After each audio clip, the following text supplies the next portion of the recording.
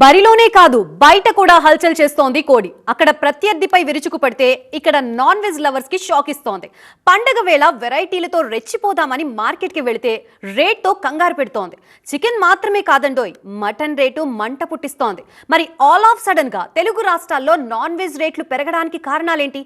నిన్నటి దాకా సరసమైన ధరలకే ఇంటికొచ్చిన కోడి సడన్ గా కొండెక్కడమేంటి? ఫెస్టివల్ ని క్యాష్ చేసుకోవడానికేనా? ఇంకేమైనా రీజన్స్ ఉన్నాయా? కోడి కూర చిల్లుగారే, మటన్ కర్రీ, అందులో పూరి, చేపల పులుసు, బగారా రైసు. ఈ కాంబినేషన్స్ ఎప్పుడు సూపర్ హిట్టే. పిండి వంట ఏదైనా దానికి నాన్ వెజ్ టచ్ ఇవ్వాల్సిందే. ఆ రుచి తగిలితే నోట్లో బ్లాస్టే. అయితే ఈసారి పండక్కి నా సామిరంగా అన్నట్లే ఉంది పరిస్థితి. నిన్న మొన్నటి దాకా తక్కువ రేటుకే ఇంటికొచ్చి ఎంచక్కా నోట్లోకెళ్లిన నాన్ వెజ్ సంక్రాంతి వేళ షాక్ ఇస్తోంది. చాన్నాళ్లు డబుల్ సెంచరీ పైన డాన్స్ వేసిన కోడి ట్రిపుల్ సెంచరీ దాటేసి జలక్కిస్తోంది. హైదరాబాద్ నుంచి అమలాపురం దాకా, రాజమండ్రి నుంచి రాజన్న సిరిసిల్ల వరకు ఎక్కడికెళ్లినా 300 రూపాయలకి పైనే పలుకుతోంది కేజీ చికెన్. బ్రాయిలర్ కోడే కాదు, నాటుకోడి కూడా అలవోకగా 600 దాటేసింది. అలాగే మొన్నటిదాకా 800 నుంచి 900కే వచ్చిన కేజీ మటన్ ఇప్పుడు 1100 నుంచి 1200 పైనే పలుకుతోంది. హైదరాబాద్ లో KG chicken 320, KG mutton with bone 1100, KG mutton with boneless 1250 రూపాయలుగా ఉంది.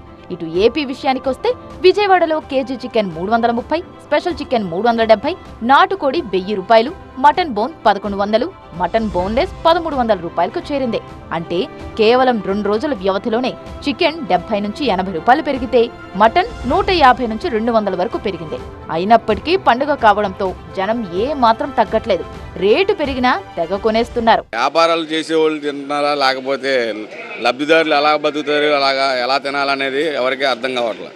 మామూలుగా చికెన్ తెచ్చుకుందామని వస్తే ఇప్పుడు కేజీ 300 రూపాయలు అయింది. 150 రూపాయలు ఉంటే చికెన్ ఇవాళ రోజున 300 రూపాయలు చేశారు. మిడిల్ క్లాస్ వాళ్ళు ఎలా బతుకుతారు? సంక్రాంతి సీజన్తో తెలుగు రాష్ట్రాల్లో నాన్ వెజ్ అమ్మకాలు ఎప్పుడూ ఎక్కువగానే జరుగుతాయి. అందుకే రేట్లు పెరగడము కామనే.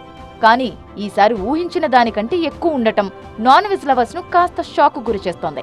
ఇటు వ్యాపారస్తులు మాత్రం ఇంకో నెలపాటు ఈ ధరలే కంటిన్యూ అవుతాయని చెబుతున్నారు.